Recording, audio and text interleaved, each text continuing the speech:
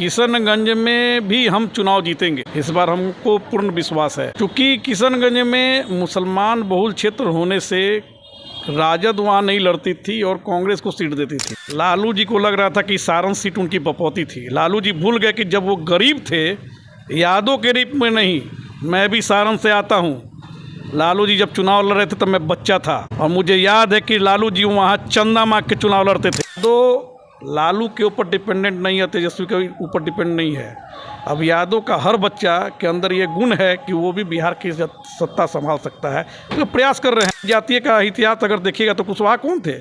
कुशवाहा भी क्षत्रिय है। ये यादव कौन है? ये भी क्षत्रिय है। क्षत्रिय कौन होता है? जो लड़ता है, लड़ने की जिसमें चाहत होती है वो भी क्षत्रिय है। इसमें आप ही का जवाब स्वयं है। सारे जो रवि किशन निरुआ का ले रहे हैं तो उनके पीछे संगठन खड़ा था, वो संगठन था भारतीय जनता पार्टी। मैं पूछना चाहता हूं कि पवन सिंह के पीछे कौन संगठन खड़ा है? कि विपक्ष तो झूठ के आधार पर ही पैदा लिया हुआ है। भारत में लोकतंत्र कभी खत्म ना हुआ है ना होगा। लोकतंत्र की जननी ही भारत है। और मोदी जी ने तो सबको बता दिया कि देखो भाई, ओबीसी का आरक्षण काट के मुसलमानों को दिया जा रहा है। जो बंगाल में हाई कोर्ट ने निर्णय दिया, उस हाई कोर्ट के निर्णय को पलट के ममता बोल रही है कि मैं नहीं मानूंगी, करूंगी। तो किसको खतरा है? आप बताइए, किससे खतरा है? संविधान का आरक्षण का रक्षक ही भाजपा है। अभी हमारे साथ भाजपा संयोजक गौतम नीरज जी हैं।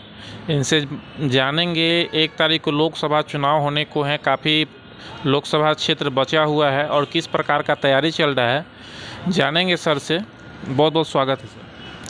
अभी 8 लोकसभा दक्षिण बिहार के बचे हुए हैं, जिसमें बक्सर, सासाराम, पाटलिपुत्रा, पटना साहिब, आरा, जहानाबाद, नालंदा, ऐसे 8 लोकसभा के चुनाव हैं।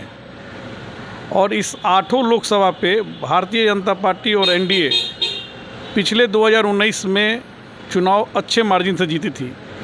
एक जहानाबाद की सीट है जिसमें हमारा मार्जिन कम था, मगर इस 8 लोकसभा पे हमको पूर्ण विश्वास है कि जहानाबाद भी हम अच्छे मार्जिन से जीतेंगे। किशनगंज का भी एक सीट था जो पिछले बार हाथ से चला गया था।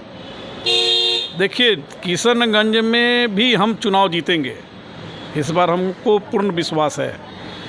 क्योंकि किशनगंज में मुसलमान बहुल क्षेत्र होने से राजद वहाँ नहीं लड़ती थी और कांग्रेस को सीट देती थी, तो वहाँ ध्रुवीकरण होता था मुसलमानों के बीच में और भाजपा वर्सेज ऑल होता था। क्योंकि हम वहाँ हिंदू अल्पसंख्यक है, कहने को तो पूरे देश में मुसलमान अल्पसंख्यक है, मगर एक बिहार में ही ऐसा किशनगंज लोकसभा क्षेत्र है जहाँ हिंदू अल्पसंख्यक हो जाते हैं। संख्या कम है हमारे पूर्वजों की कुछ गलतियों के कारण ऐसा हुआ है।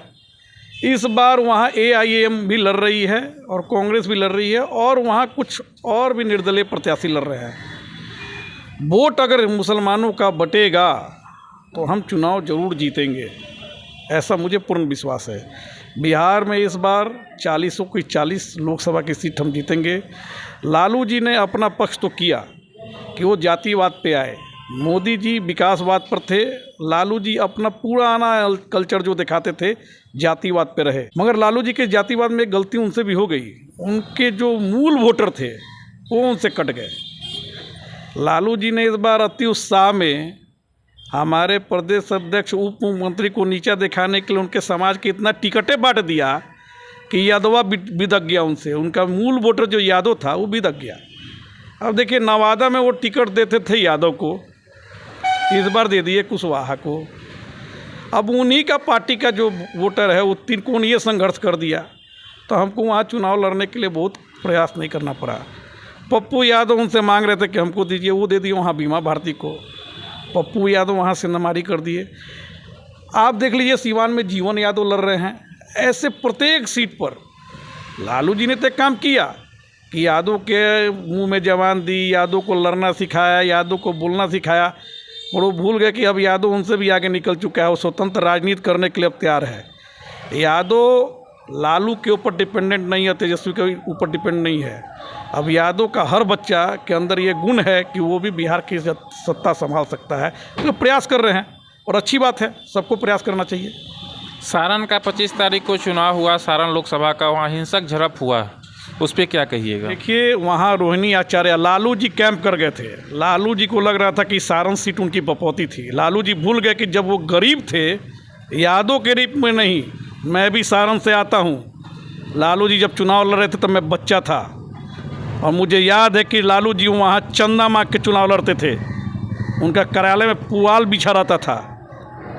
वहाँ लालू जनता उनको जिता के भेजी थी, मगर लालू जब जीत के गए तो कभी भी सारण के तरफ झाँके नहीं और हमेशा जातिवाद करते रहे।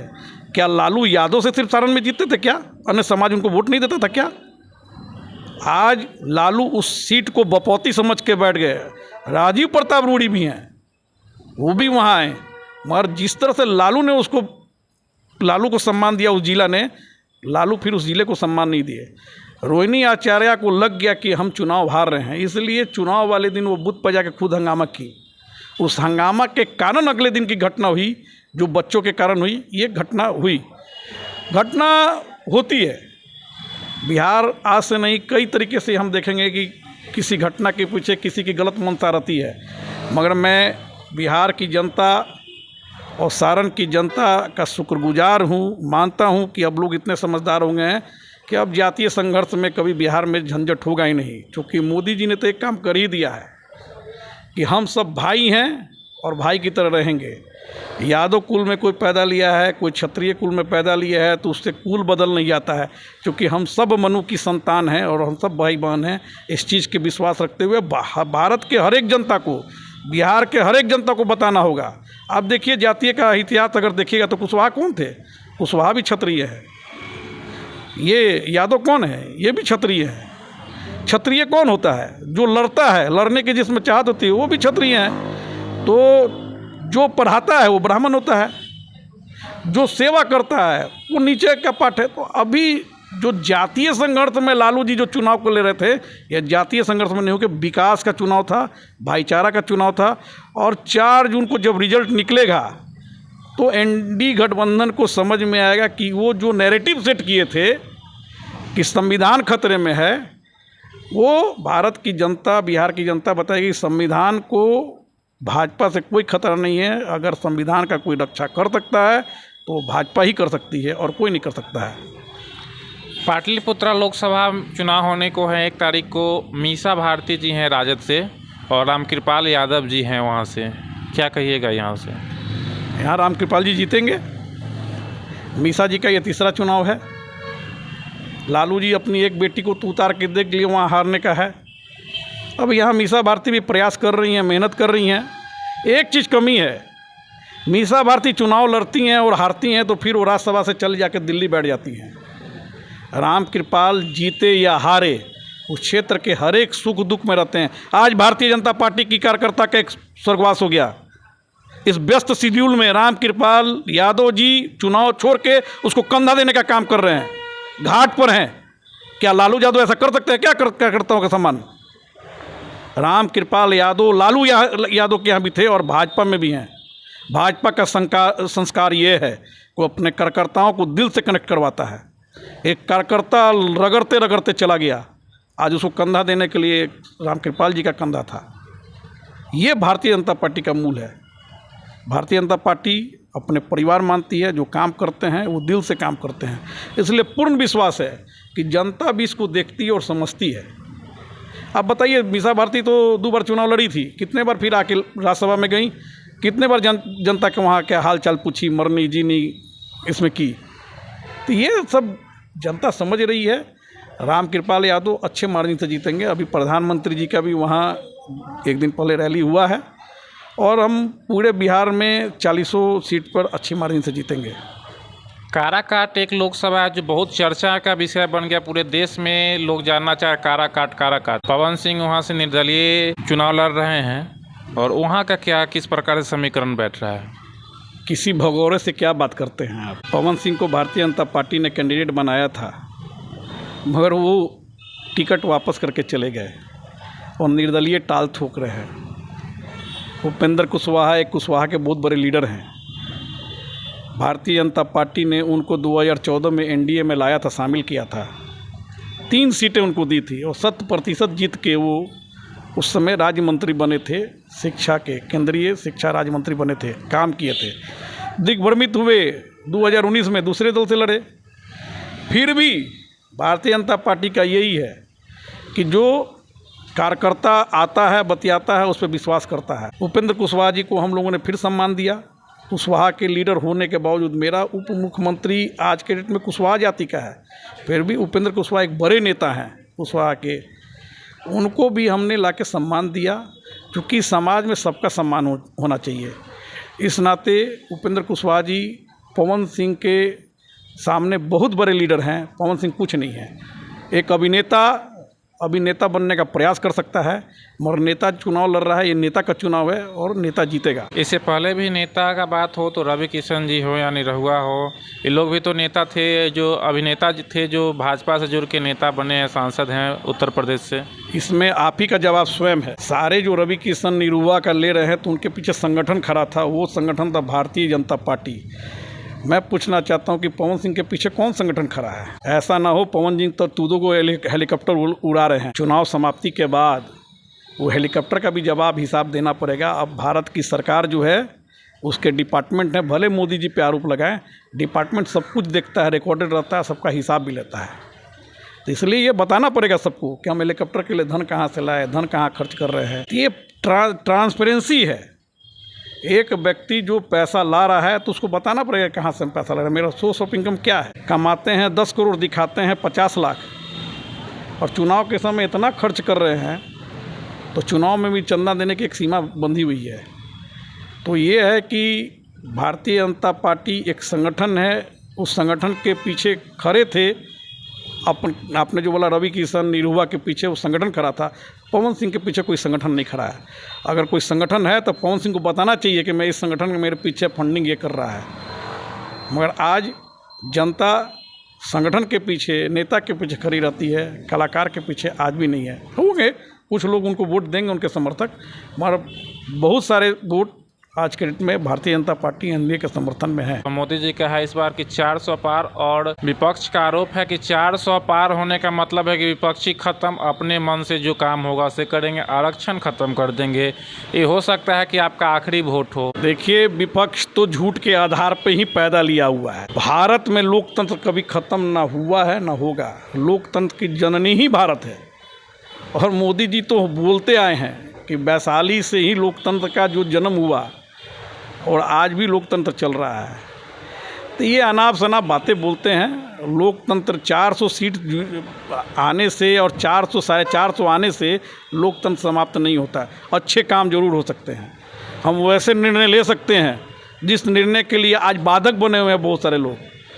आज भारत का बहुत सारा अंग चीन को चला गया, पाकिस्तान को चला गया। कौन लाएगा ये? कल को झूठा आरोप लगाते थे, नैरेटिव सेट करते थे, मोदी जी ज़मीन दे दिए चाइना को। सारे कांग्रेस के पाप धोने के लिए 400 पार का नारा नरेंद्र मोदी ने दिया है। क्योंकि अभी तक जो 10 वर्षों में हुआ था, भारतीय जनता पार्टी ने अपना एजेंडा जो था वो क्लियर कर लिया। राम मंदिर, धारा 370, यूनियन सिविल कोड यूसीसी, वो भी लगभग पार हो जाएगा। अब हमारे सामने 2-3 और बड़े काम हैं जिसके लिए हमको 400 पार का नारा है। 1 नेशन 1 इलेक्शन। आज चुनाव में इतने खर्च होते हैं। अभी देखिए, भारत का चुनाव ख़त्म होगा, बिहार का चुनाव आ जाएगा, हरियाणा का चुनाव माथे पे पड़ा हुआ है। चुनाव में कितनी ताकतें लगती हैं, कितना काम रुकता है, इसका दर्द मोदी जी जानते हैं। पीओके को लाना है। पाकिस्तान आज चला गया, वो अखंड भारत का हिस्सा था। 1947 का बंटवारे का दंश भले मोदी जी न देखे हों, मगर उनको इतिहास दर्द आज भी मालूम है। उसके लिए वो काम कर रहे हैं। हिंदू मुसलमान करने वाले करते रहें, हम संपूर्ण सृष्टि के हम रक्षक हैं। इसीलिए हम कहते हैं वसुधैव कुटुंबकम। विश्व हमारा परिवार, उसकी रक्षा करना है। और आने वाले दिन में मोदी जी ने बोला है कि पूरे विश्व की रक्षा हिंदुत्व ही करेगा, और हिंदुत्व के रक्षक वो हैं, इसलिए पूरे विश्व की चिंता करेंगे। कल को पाकिस्तान भी हमारे भारत में आएगा और बांग्लादेश भी आएगा। जो हमसे अंग्रेज़ों के कारण 1947 में बंटवारा हो गया, संपूर्ण भारत हमको नहीं मिला, उस संपूर्ण भारत की लड़ाई के लिए 400 पार का नारा मोदी जी ने दिया है। इससे आरक्षण पर कोई खतरा नहीं होगा? आरक्षण पे क्या खतरा है? जैसे विपक्ष का आरोप है कि आरक्षण खत्म कर देंगे। मोदी जी ने तो स्पष्ट रूप से बताया कि आरक्षण खत्म होगा। कि खत्म कौन कर रहा है? धर्म के आधार पे आरक्षण कहीं नहीं लिखा हुआ है, संविधान में नहीं लिखा कि धर्म के आधार पे आरक्षण देना है। और मोदी जी ने तो सबको बता दिया कि देखो भाई, ओबीसी का आरक्षण काट के मुसलमानों को दिया जा रहा है। जो बंगाल में हाई कोर्ट ने निर्णय दिया, उस हाई कोर्ट के निर्णय को पलट के ममता बोल रही कि मैं नहीं मानूंगी, करूंगी। तो किसको खतरा है, आप बताइए, किससे खतरा है? संविधान का, आरक्षण का रक्षक ही भाजपा है। चूंकि हमको उस वर्ग को निकाल के बराबर लाना है जो वर्ग छूट गया है। मैं तो बार बार बोल रहा हूँ कि हमारे भाई बहन हैं, मैं उनके लिए काम कर रहा हूँ। मोदी जी ने बोला कि 25 करोड़ गरीबों को निकाल के मैं गरीबी से रेखा से बाहर निकलाया हूँ। क्यों नहीं कांग्रेस बोलती है, उस पर चर्चा करती है? आज कांग्रेस आए, उस पर चर्चा करे। कांग्रेस हमेशा शुरू से गरीबी गरीबी गरीबी, चूंकि उनका मूल मंत्र यही था कि गरीब बनाए रखो और उनसे वोट पाए रखो। मोदी जी ने ये सब एजेंडा को क्लियर कर दिया, घूम घूम कर सभी जनता को बताने का काम किया है कि कांग्रेस से ही संविधान को खतरा है, भाजपा से नहीं है। और 4 जून को जनता ने जो मोदी जी पर विश्वास किया, उसका रिजल्ट सामने आपको आएगा। अच्छा, जो अभी हम लोग की उपस्थिति है, कौन सा लोकसभा क्षेत्र पड़ता है? पटना साहिब पड़ता ही है लोकसभा क्षेत्र। पटना साहिब से इस बार का क्या उम्मीद है? इस प्रकार भारतीय जनता पार्टी का के जो कैंडिडेट हैं, वो किस प्रकार का मैन्युफैक्चर के साथ चुनाव लड़ रही है? यहाँ तो कोई लड़ाई है नहीं। एक जो कांग्रेस ने प्रत्याशी दिया है, उनके पूर्वजों का नाम है, मगर बेटा को कोई चिंता नहीं है। रविशंकर जी के ऐसे नेता हैं जो कि केंद्र में मंत्री रहते हुए अपनी पहचान बनाए हुए हैं। रविशंकर जी को पटना का हर बच्चा जानता है, गली में किए, यहीं खेले, यहीं कूदे, मगर उसको तो नाम भी हमको याद नहीं है। मीरा कुमार का बेटा है, क्या नाम है प्रत्याशी का, नाम हमको याद नहीं है। कांग्रेस का कैंडिडेट है, तो यहाँ तो लड़ाई नहीं है। लगभग हमको लगता है कि 4 लाख वोट से जीतेंगे। पटना साहिब लोकसभा से? पटना साहिब लोकसभा से 4 लाख वोट से जीतेंगे। चूँकि यहाँ जो मूल समाज है, यहाँ भी कोई घटना नहीं है। शहर में सब आप भी फील करते होंगे, हमको लगता है कि आप भी कहीं पटना के वोटर ही रहे होंगे। आपकी शिक्षा दीक्षा भी होगी। आज से 10 साल पहले के बिहार में जो शिक्षा हो रही थी और अभी की शिक्षा में आप देख सकते हैं। तो इसलिए पटना साहिब में कोई लड़ाई नहीं है। हाँ, भीषण गर्मी है। हम आग्रह आपके चैनल के माध्यम से करेंगे कि 1 तारीख को गर्मी न देखते हुए सभी जनता अपने बूथ से निकले, मतदान करे, जिनको भी देना हो उनको करे। मतदान मेरा अधिकार है, इस मूल मंत्र को जानते हुए, चूँकि 1 वोट से ही हम सरकार बनाते हैं और अपना भविष्य चुनते हैं, तो कम से कम हमको ये प्रयास करना चाहिए कि हम अपना भविष्य चुनें और 1 तारीख को किसी भी कष्ट में रहे, हम जाके कम से कम अपना वोट मतदान दें। चलिए, बहुत बहुत धन्यवाद।